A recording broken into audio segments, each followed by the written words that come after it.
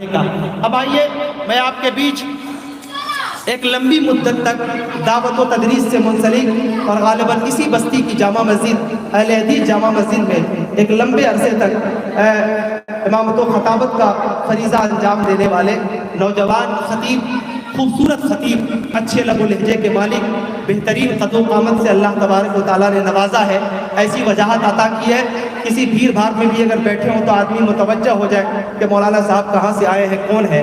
ہمارے بیچ تشریف فرما ہے جناب حضرت مولانا فیضان احمد کیفی صاحب۔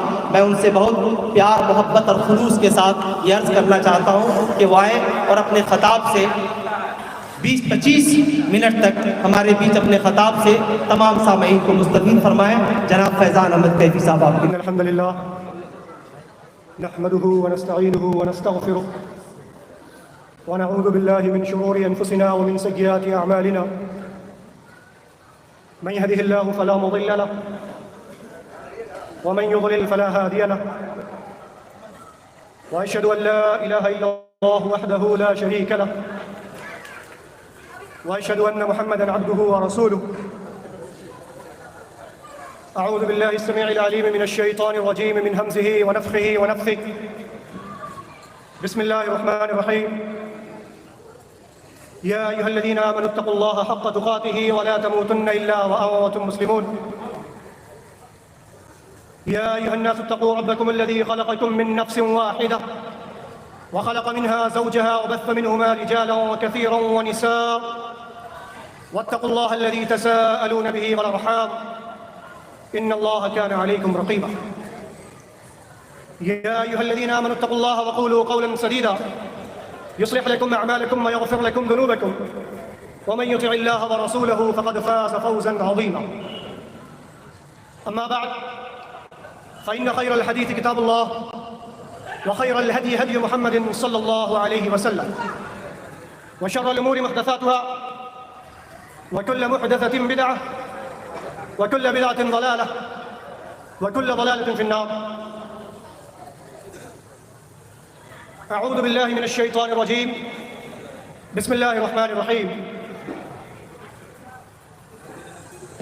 لو أنزلنا هذا القرآن على جبل لرأيته خاشعا متصدعا من خشية الله وقال جل وعلا في موضع آخر إنا نحن نزلنا الذكر وإنا له لحافظون وقال النبي صلى الله عليه وسلم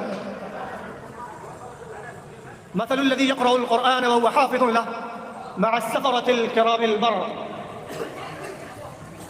تمام قسم کی تعریف و توصیف، حمد و ثنا، بڑائی و بزرگی و کبریائی وحدہ لا شریک، مالک ارض و سما، خالق دو جہاں، رازق انس و جاں، فالق الحب والنوا کے لیے سزاوار ہے۔ بعد درود و سلام کا نزول ہو تمام انبیاء کرام علیہم الصلوۃ والسلام پر، بالخصوص نبی آخر الزمان جناب احمد مجتبیٰ محمد مصطفیٰ صلی اللہ علیہ وسلم۔ اللہم صلی علی محمد وعلی آل محمد کما صلیت علی ابراہیم وعلی آل ابراہیم انک حمید مجید۔ اللہم بارک علی محمد وعلی آل محمد کما بارکت علی ابراہیم وعلی آل ابراہیم انک حمید مجید۔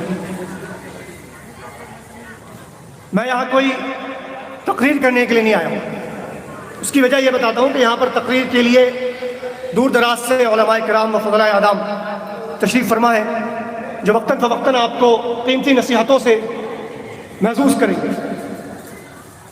کچھ باتیں میں بس آپ کے سامنے کروں گا اور اس کے بعد آپ سے اجازت لوں گا۔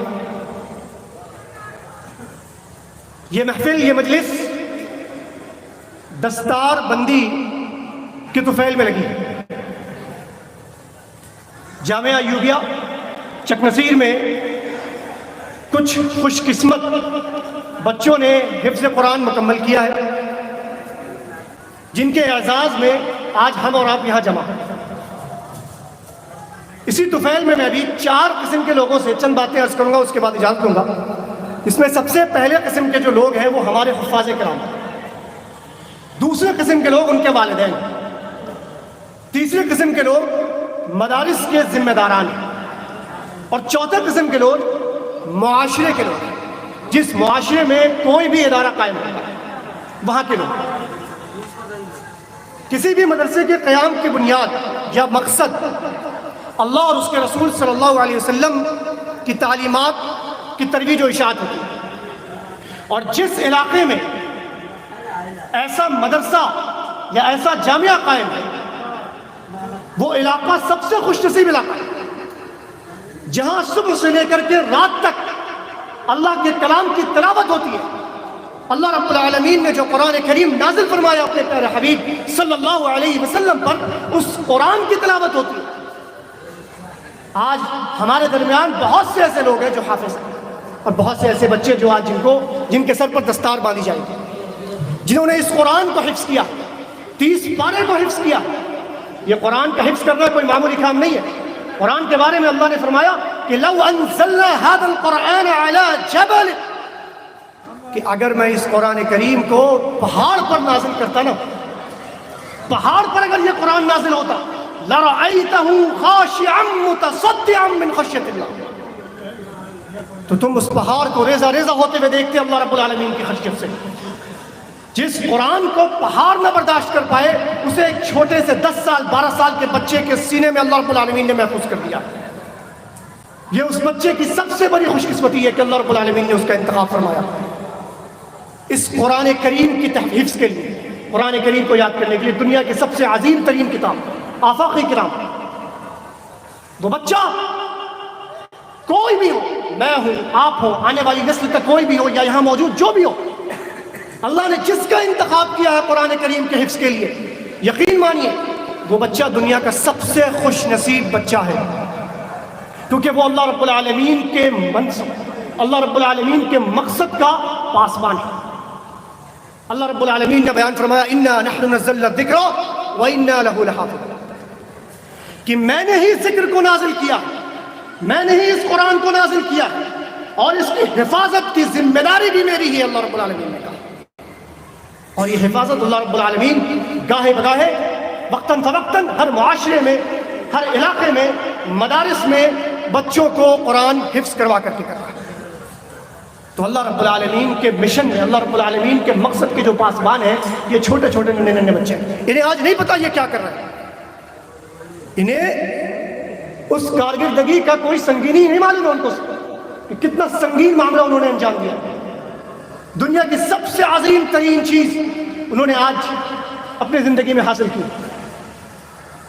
اللہ رب العالمین نے اور اس کے پیارے حبیب صلی اللہ علیہ وسلم نے اس حفظ قرآن کے سبب، میں نے پہلے کہا کہ 4 طرح کے لوگوں سے میں خطاب کروں گا، جس میں پہلے قسم کے لوگ ہیں حفاظ کرام، چونکہ بچے بہت چھوٹے ہوتے ہیں جو حفظ کر رہے ہوتے ہیں، 10 سال کے 12 سال کے ہوتے ہیں، تو انہیں بہت ساری باتیں سمجھ میں نہیں آتی، تو وہاں پر ذمہ داری ان کے گارجین کی ہوتی ہے، ان کے والدین کی ہوتی ہے کہ وہ اپنے بچوں کو بتائیں کہ انہوں نے کیا کیا۔ اب ان کے اوپر کون کون سی ذمہ داریاں عائد ہونے والی ہیں۔ اللہ رب العالمین اس کے پیارے حبیب صلی اللہ علیہ وسلم نے سب سے عظیم ترین عبادت کے لیے جن کو امامت کا فریضہ انجام دینے کے لیے رکھا ہے، وہ یہ حفاظ کرام ہے۔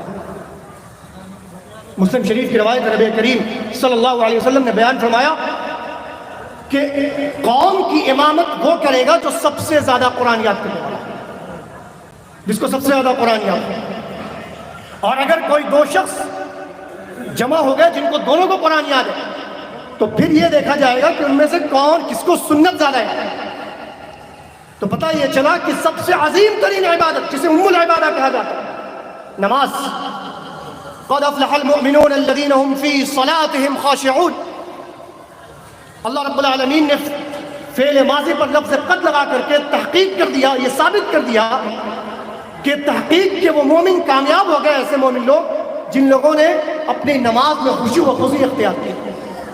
تو اس کامیابی کی کنجی اللہ رب العالمین نے کن کے ہاتھ میں دے رکھی ہے؟ حفاظ کرام کے ہاتھ میں دے رکھی ہے۔ تو ایسے لوگ جنہوں نے قرآن کریم کو یاد کیا، وہ واقعی قابل مبارکباد ہے۔ ہمارے معاشرے میں آج حفظ قرآن کا ریشیو گھٹتا جا رہا ہے۔ آج بچوں کو قرآن حفظ کرنے کے لیے ماں باپ نہیں بھیجتے۔ کتنے لوگ ایسے ہیں جو بائی چوائس، اپنی رضا سے، اپنی خواہش سے اپنے بچوں کو حفظ کرانا چاہتے ہیں، میں نے کہا میں باتیں کر رہا ہوں، تقریر اور خطبہ علماء کرام نے. کتنے لوگ ایسے ہیں جن کی فرسٹ چوائس اپنے بچوں کو حفظ کرانے ہوتے ہیں؟ بچے کوئی بھی ہو، لڑکا ہو چاہے لڑکی ہو. کیا لڑکی حافظہ نہیں ہوتی؟ لڑکیاں بھی حافظہ ہوتی ہیں الحمدللہ. اور جس گھر میں حافظہ ہو، لڑکی حفظ کرنے والی ہو یا قرآن مکمل اسے یاد ہو، وہ گھر سب سے خوش نصیب ہے.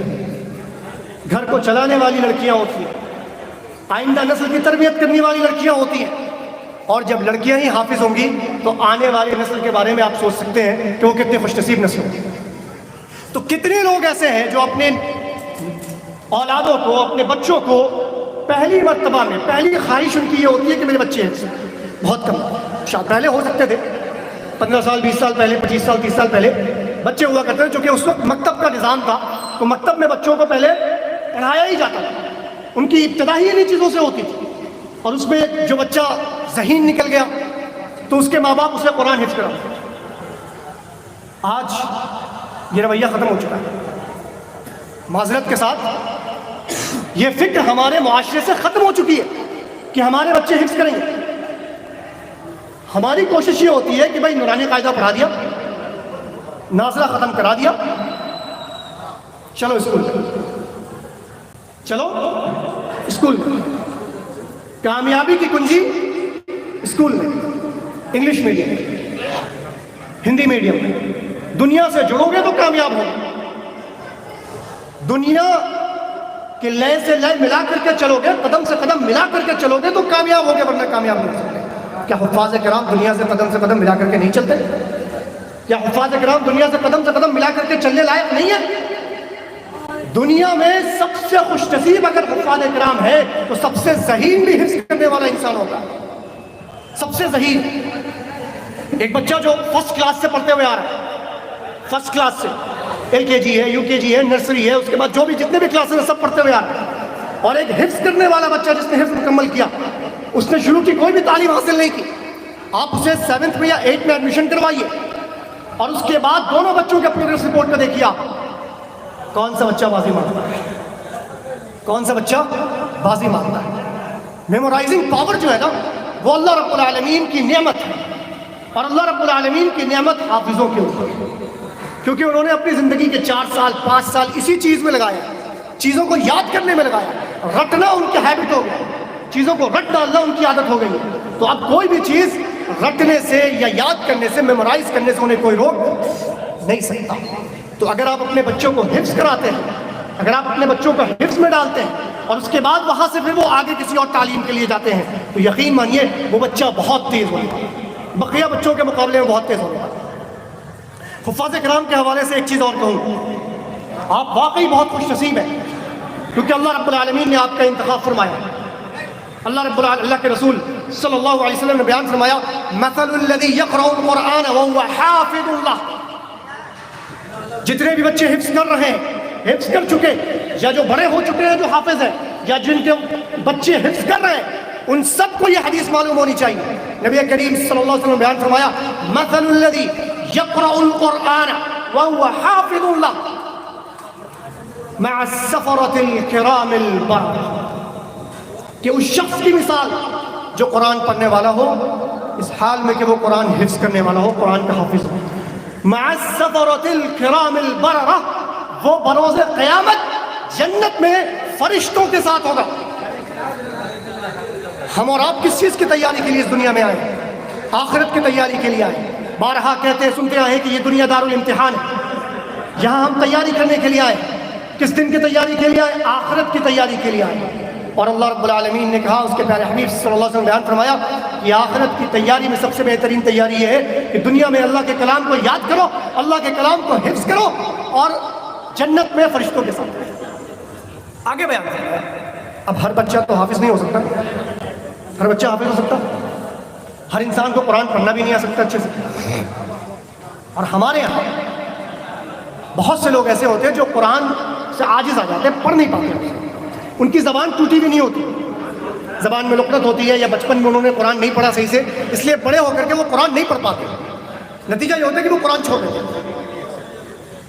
تو نبی نے بیان فرمایا کہ وَمَثَلُ الَّذِي اور ان لوگوں کی مثال یتعاہد وهو علیہ الشدید کہ جو قرآن پڑھنے کی کوشش کرتا ہے لیکن قرآن نہیں پڑھتا، قرآن پڑھنے میں اسے پریشانی ہوتی ہے، زبان ٹوٹ جاتی ہے اس کی، لڑکھڑا جاتی ہے اس کی زبان، تو ایسے شخص کی مثال یہ ہے کہ اللہ رب العالمین اسے دوہرا اجر دیتا، ایک اجر نہیں دیتا، دوہرا اجر دیتا۔ پہلا اجر یہ کہ وہ قرآن پڑھ رہا ہے، دوسرا اجر یہ کہ وہ عاجز تھا، اسے پریشانی آ رہی ہے، اس کے باوجود وہ قرآن پڑھنے کی کوشش کر رہا ہے۔ یہ حافظوں کی اللہ رب العالمین کے ہاں عزت و اکرام ہے۔ تیسری حدیث حافظوں کے حوالے سے نبی کریم صلی اللہ علیہ وسلم نے بیان فرمایا کہ بروز قیامت قرآن آئے گا، بروز قیامت قرآن آئے گا۔ یہ قرآن جو ہم لوگ تلاوت کرتے ہیں اللہ رب العالمین کی بارگاہ میں حاضر ہوگا، اور اس کے بعد اللہ رب العالمین سے کہے گا حل، اے اللہ تو اس حافظ کو مزین کر، اس حافظ کو تو مزین کر، عزت و تکریم سے نواز کر۔ تو اللہ رب العالمین اسے تاج پہنا،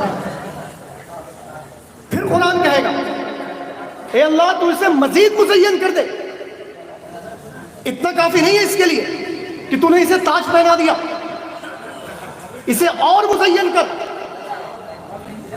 اللہ رب العالمین پھر اسے لباس زیبتن کرائے گا، اور پھر اس کے بعد کہے گا، قرآن کہے گا اللہ سے اے اللہ تو اس سے راضی ہو جا۔ اللہ رب العالمین اس حافظ سے راضی ہو جائے گا، اس قرآن پڑھنے والے سے راضی ہو جائے گا۔ میرے بھائیوں، میری ماں اور بہنوں، حفظ قرآن کی یہ فضیلت اگر آپ نے سن رکھی تھی، اس کے باوجود آپ اس سے انجان ہیں، اس کے باوجود اپنے بچوں کو حفظ نہیں کراتے، اس کے باوجود آپ اپنے بچوں کو قرآن کی طرف نہیں ابھارتے، قرآن پڑھنے کی ترغیب نہیں دلاتے، تو یقین مانیے آپ سے بڑا بد نصیب، ہم سے بڑا بد نصیب اس دنیا میں اور کوئی نہیں ہو سکتا، کیونکہ قرآن واحد ذریعہ نجات ہے۔ اللہ کے رسول صلی اللہ علیہ وسلم بروز قیامت آئیں گے، اللہ رب العالمین کے سامنے شکایت کریں گے کہ اللہ یہ وہ لوگ ہیں جنہوں نے دنیا میں قرآن کو چھوڑ رکھا تھا، ان قوم اتخذوا هذا القرآن مہجورا، ان لوگوں نے، میری قوم نے قرآن کو چھوڑ دیا تھا۔ لیکن اگر قرآن کو پکڑ لیا، قرآن کی تلاوت کی عادت ڈال لی، قرآن کو حفظ کرنے کی عادت ڈال لی، اپنے بچوں کو حافظ بنانے کا جذبہ آپ کے اندر پیدا ہو گیا، تو اللہ رب العالمین دنیا میں بھی آپ کو سرخروئی عطا فرمائے گا، اور تو اللہ رب العالمین آخرت میں بھی آپ کو سرخروئی عطا فرمائے گا۔ یہ حافظوں کے تعلق سے میں نے بیان فرمایا۔ ایک اور حدیث پڑھتا ہوں، اس کے بعد آگے چلتا ہوں دوسرے لوگوں کی طرف۔ حافظوں کے لیے سب سے بڑی خوش نصیبی یہ ہے کہ حافظ جب بروز قیامت اللہ رب العالمین کے بارگاہ میں آئے گا اور اللہ رب العالمین کی طرف سے اعلان ہوگا اقرأ وارتقی ورتل، پڑھتے چلو چڑھتے چلو، پڑھتے چلو، جنت کی سیڑھی چڑھتے چلو، ترتیل کے ساتھ، تجوید کے ساتھ، مخرج کی ادائیگی کے ساتھ۔ قرآن کے پڑھنے کا جو ڈھنگ ہے، جو اسلوب ہے، جو سلیقہ ہے، جو طریقہ ہے، جس طرح تم نے دنیا میں پڑھا ہے اس طرح پڑھو، اور جہاں تمہاری آخری آیت کی تلاوت ہوگی وہی جنت میں تمہارا مقام ہوگا۔ یہ حافظ قرآن کی فضیلت ہے۔ ہمارے ابدی ٹھکانہ، ہمارا ابدی گھر جنت حافظ قرآن کو اللہ رب العالمین ایسے ہی دے گا، کیونکہ اس نے دنیا میں حفظ کیا اگینسٹ آل آڈس۔ جب پوری دنیا دوسرے سمت میں جا رہی تھی، اس نے اس راستے کا انتخاب کیا۔ جب پوری دنیا کے حرص و لالچ، دنیا کے حصول کے لیے کوشاں تھی، اس نے اس وقت اللہ رب العالمین کے کلام کو یاد کرنے کی کوشش کی، اللہ رب العالمین کے کلام کو یاد کیا۔ بڑے افسوس کے ساتھ کہہ رہا ہوں کہ آپ کے اس رویے سے مجھے بھی ڈسٹریکشن ہوتا ہے۔ جو کام کر رہے ہیں اس سے خطاب کرنے والے کو بھی ڈسٹریکشن ہوتا ہے، توجہ ہٹ جاتی ہے اس کی۔ تو یا تو سائڈ میں اس کا انتظام کر لیں، اور جن کو ضرورت ہو وہ سائڈ میں جا کر کے پی لیں، یا اگر بیٹھے ہیں تو کچھ دیر اور بیٹھ جائیں۔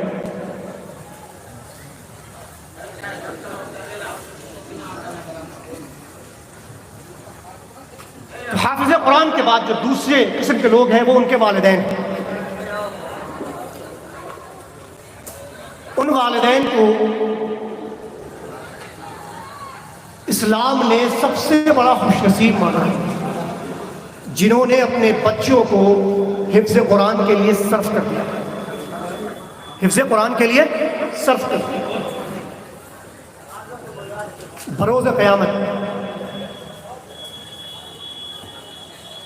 والدین کو تاج پہنایا جائے، والدین کو تاج پہنایا جائے، صحیح روایت ہے۔ تاج کی چمک سورج جیسی ہوتی ہے، سورج سے نظریں نہیں مل پاتی، سورج سے نظریں نہیں مل پاتی۔ ایسے چمکدار تاج کس کے سر کا حصہ ہو؟ ان والدین کے سر کا حصہ ہو جن والدین نے دنیا چھوڑ کر اللہ کی رضا کے خاطر اس کے کلام کے حفظ کے لیے اپنے بچوں کو صرف کر دیا۔ دنیا میں کہا جائے کہ بھائی 20,000 روپے انعام ہے، 20,000 روپے انعام ہے، بس بچے کو یہ کتاب رٹوا دینی ہے، بچے کو ایک کتاب رٹوا دینی ہے جو 200 صفحات پر مشتمل ہے اور 20,000 روپے انعام ہے۔ کریں گے نہیں کریں گے؟ بچے کو رٹوائیں گے نہیں رٹوائیں گے؟ صبح ہوگی شام ہوگی اور ہم پرزور کوشش کے ساتھ اپنے بچوں کو وہ 200 پیج پر مشتمل کتاب رٹوا دیں گے کیونکہ سوال 20,000 روپے کا۔ لیکن اس تاج کے بارے میں کیا سوچیں جس کی چمک سورج جیسی ہوتی؟ کیا ایسے تاج کے حصول کی تمنا نہیں ہوتی؟ کیا ایسے تاج کو حاصل کرنے کی خواہش نہیں ہوتی؟ خوش نصیب ہے وہ ماں باپ جنہوں نے اپنے بچوں کو حافظ قرآن بنایا ہے، اور خوش نصیب ہے وہ ماں باپ جنہوں نے اپنے بچوں کو حفظ قرآن کے لیے صرف کر دیا ہے، اور خوش نصیب ہے وہ ماں باپ جو آگے اپنے بچوں کو قرآن حفظ کرنے کے لیے صرف کریں گے، کیونکہ وہ ایسے تاج کے حقدار بننے والے ہیں، ایسے تاج کے مستحق بننے والے ہیں جس کی چمک سورج جیسی۔ مزید انہیں کپڑا پہنایا جائے، اس کپڑے کی قیمت آسمان و زمین کی قیمت سے زیادہ ہوگی۔ ایسا لباس سے بدل کرایا جائے گا ماں باپ کو جس لباس کی قیمت آسمان و زمین کی قیمت سے زیادہ ہوگی۔ قربان جائیے ان ماں باپ کے اوپر، ان والدین کے اوپر جنہوں نے دنیا کو چھوڑ کر اللہ رب العالمین کی رضا کے خاطر اللہ رب العالمین کے کلام کو حفظ کرنے کے لیے اپنے بچوں کو صرف کر دیا، اور ان بچوں نے معاشرے کے طعن و تشنیع کو برداشت کر کے، اساتذہ کے جبر کو، اساتذہ کی سختیوں کو برداشت کر کے، دنوں رات لگا کر کے اللہ رب العالمین کے 30 پارے کو یاد کیا۔ ایسے بچے واقعی خوش نصیب ہیں، ایسے ماں باپ واقعی خوش نصیب ہیں۔ جب یہ دو انعامات والدین کو ملیں گے تو والدین سوال بھی تو کریں گے نا کہ بھائی آخر ان انعام کا مستحق ہمیں کیوں بنایا جا رہا ہے، یہ تاج کیوں پہنایا جا رہا ہے، یہ لباس کیوں پہنایا جا رہا ہے؟ تو جواب ملے گا کیونکہ تم نے دنیا میں اپنے بچوں کو قرآن حفظ کرنے کے لیے، قرآن سمجھنے کے لیے، قرآن یاد کرنے کے لیے صرف کر دیا تھا۔ اس سے بڑی خوش نصیبی کسی والدین کے لیے اور کچھ نہیں ہو سکتی۔ آپ پاک دنیا کمانے والے ہیں، دنیا کمائیے، دنیا کے پیچھے لگے رہیے، لیکن دنیا کے ساتھ ساتھ دین پر بھی توجہ دیجیے، دنیا کے ساتھ ساتھ دین پر بھی توجہ دیجیے، کیونکہ ایک دن ہم سب کو مرنا ہے۔ اور اگر آپ لا الہ الا اللہ محمد رسول اللہ صلی اللہ علیہ وسلم کے اقرار کرنے والے ہیں تو آپ کا یقین، آپ کا ایمان آخرت کے اوپر بھی ہے۔ آپ کو معلوم ہے کہ آخرت میں اللہ رب العالمین کی بارگاہ میں پیش ہونا ہے، اللہ رب العالمین کی بارگاہ میں سوال و جواب ہونا ہے، اللہ رب العالمین کی بارگاہ میں نامہ اعمال پیش کیا جانا ہے، اللہ رب العالمین کی بارگاہ میں یا تو ہمارا نامہ اعمال دائیں ہاتھ میں دیا جانا ہے یا ہمارا نامہ اعمال ہمارے بائیں ہاتھ میں دیا جانا ہے۔ تو اب فیصلہ آپ کو کرنا کہ دنیا کے حصول کے خاطر اپنے آخرت کو برباد کر لیں، یا آخرت کے حصول کے لیے اگر دنیا میں تھوڑا خسارہ ہی اٹھانا پڑے تو ہم وہ خسارہ اٹھا لیں۔ تیسری چیز جو میں مدارس کے ذمہ داران سے کہنے والا ہوں، ہر علاقے میں اللہ کے فضل و احسان سے مدارس قائم ہیں اور صبح شام اپنے مشن میں لگے ہوئے ہیں۔ اللہ اور اس کے رسول صلی اللہ علیہ وسلم کی ترویج و اشاعت میں لگے ہوئے ہیں۔ لیکن آج جس دور میں ہم لوگ جی رہے ہیں، یہاں ضرورت ایسے حفاظ کی ہے جو حفظ قرآن کے ساتھ ساتھ دنیا سے بھی نظر سے نظر ملا کر کے دیکھ سکے، دنیا کے لوگوں سے نظر سے نظر ملا کر کے بات کر سکے۔ ایسا نہ ہو کہ وہ حفظ قرآن کر کے نکلے اور دنیا کے سامنے جب جائے، لوگوں کے سامنے جب جائے تو بالکل جاہل، انہیں دنیا کا کچھ بھی معلوم نہیں، دنیا کے بارے میں کچھ بھی معلوم نہیں۔ ہمارے استاد مفتی خبیب احمد قاسمی حفظہ اللہ تعالیٰ، اللہ ان کی زندگی لمبی کرے، وہ ایک بات ہمیشہ کہا کرتے تھے جب ہمیں حفظ کرا رہے تھے کہ کل حافظ جاہل، کہ ہر حافظ جاہل ہے۔